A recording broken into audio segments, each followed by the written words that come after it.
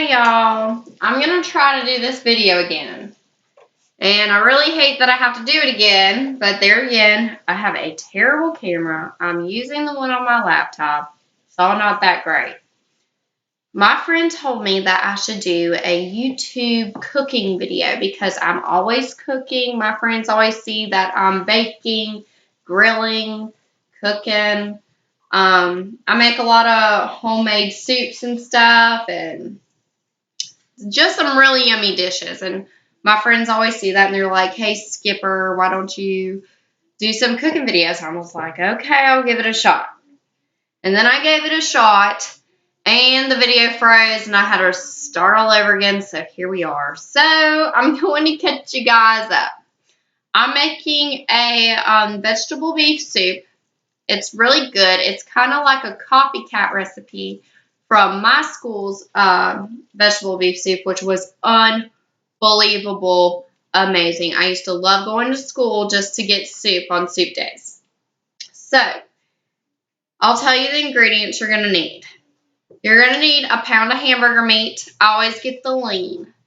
You're going to need 48 fluid ounces of 100% tomato juice. You're going to need some Worcestershire sauce. You're going to need some diced up tomatoes, 1 can, or you could be like me and get 2 cans. You're going to need a pound of mixed frozen vegetables and lima beans. And I think that's about it. So this is what I do. I put my hamburger meat in a pot. I'm using a pot just like this one. So what you're going to do is you're going to brown your meat. And then while you're browning your meat, you need to salt and pepper it. Put some garlic powder on it. I don't even know if you can see this, but put some garlic powder and onion powder on there. Salt, pepper. And then you pour your 100% tomato juice in. You're going to use the whole container. And then once your meat is boiled, once your meat is browned, and if there's not that much grease, leave it in the pot because it gives it its extra flavor. Hold on one second, Kinsey. What are you doing? What do you want? I don't have a book for you. I put the book back because you didn't need it. If you hear something in the background, it's my daughter. She's. Hold on one second. Sorry about that. She's like, she hasn't had a nap today. So she's kind of like Lonnie, that she's not getting her way. I think all of us moms know about that. Anyways, where was I? You brown your meat, you season it. And if it has a little bit of grease, if you got that lean hamburger meat that doesn't really have a lot of grease left over, leave that in there. Don't strain it out. Don't throw it out. Leave it in there because it's going to give it a little extra more flavor. Then you're going to pour your tomato juice in. You're going to turn that heat up from a medium heat just a little bit up because you want to get that as hot as you possibly can.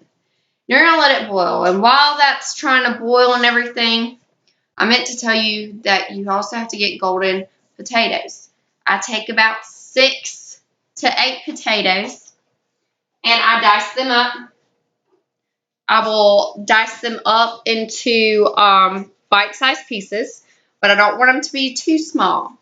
I don't want them to be too small because I like a soup where, when it's fully hearty and flavorful and it's going to fill me up, I want to make sure I get just enough bite and just enough of every single different thing in my soup bowl.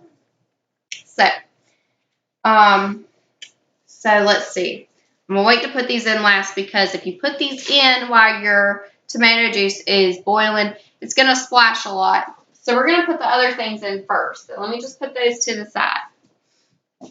So I got 2 cans of petite diced tomatoes. You can use 1 can. I like a lot of tomatoes because I just do. I also get the no salt added because you've already seasoned your meat. You have the tomato juice, but you're also adding your Worcestershire sauce to it as well. So that's going to be salty, and you don't want to go too overboard with your salt. Salt is a good thing for flavor, but if you put too much in it, then your recipe's just really salty and it's not that good. So I just put the tomatoes in. I don't strain the juices out of it. I pour it on in there. So I got my petite diced tomatoes. And I don't even know if I said you get a can of lima beans, but you do. I get the 15-ounce regular can of lima beans. I do strain these. So I'm going to pour those beans in there. Make sure they all get in there. And they're just like little green lima beans. And then I'm going to take my mixed vegetables. I'll tell you what my mixed vegetables are so you can get the same. I get the carrots, green beans, corn, and peas.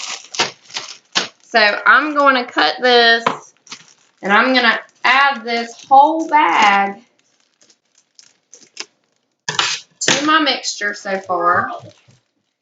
Can you have me some scissors to cut open my Play-Doh? No, but I will open your Play-Doh with some scissors. Just give me 1 minute, okay? Can you give me some? I'll be right back.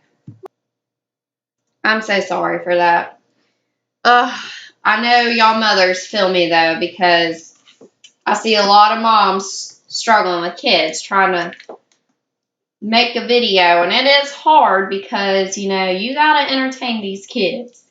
And you got to do all this stuff because the toddler age is very hard. They got a rough life, moms. They got a rough life being 3. They can't ever be patient or wait for something. So we just added our mixed vegetables. The last thing to do is to add the potatoes. Now this is already going to be pretty full, but that's what you want. That's what we're going for here. So I'm going to carefully, with my hand, just drop these in everywhere.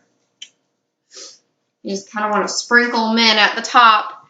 And then you're going to take like a wooden spoon like I have and flip them around and make sure they get everywhere. I try to push mine towards the bottom because they are potatoes that you just cut up. So you want them to kind of not take forever to cook. And excuse me, guys, I have like some allergies going on or something. Everyone stays sick. It's awful. All right.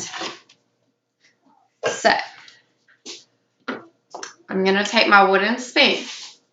I'm just going to kind of like push these down, fold them in there. And so, you should, if you did everything that I said, if I explained it right, you should have a pot full of food so far. So we're just going to kind of like flip it around and everything. Make sure everything's pushed down. You want to push it down. Make sure it's on medium-high. Or actually, go from like a low to medium heat. Because you're going to have to let it cook for a while. Sally's going to have to cook for probably an hour to 2 hours. So, you know what? We're just going to drop it down on low. And then you're going to take your Worcestershire sauce. Just brandly freshened up. I don't even have the stuff pulled off. I love the smell of this stuff, y'all. Love this. So you're going to take your Worcestershire sauce and you're just going to kind of like dance around the pot about 4 times with it sprinkling in it everywhere. And then one more time, you're going to kind of mix that in there, push it down, stir it up. But you want to make sure that you get some of that Worcestershire sauce everywhere. All right. And I don't know if I mentioned, when I make something like this with this amount of ingredients and meat and everything, this can probably feed up to 6 to 8 people. If you're wanting to feed more than that, obviously you're going to have to double your ingredients, you know, your seasoning, your meat, your vegetables, all that, and a bigger pot. But it takes, what you're going to do after this, you're just going to put the lid on, and you're just going to let it sit on the stove on low heat and let it cook for an hour to 2 hours. The main goal is just to cook it until your potatoes are nice and tender, because that's going to let you know, hey, it's ready to eat.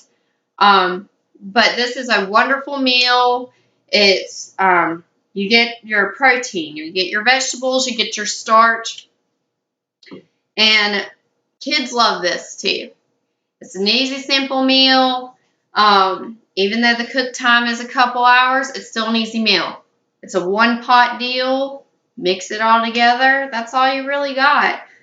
But this is just good for those cold weather, you know, recipes. So I hope you guys enjoyed this. Like I said, this is my first ever cooking video, so I'm just kind of winging it because my friend did tell me that I should, like, make one. And if the video quality is not that great, I'm sorry. I apologize. In the future, I will have a better camera, I promise. But this is my first cooking video. Maybe I should title it, like, What's Cooking, Skip? I don't know. All right, well, you guys have a blessed night, and thank you all for watching. Bye, guys.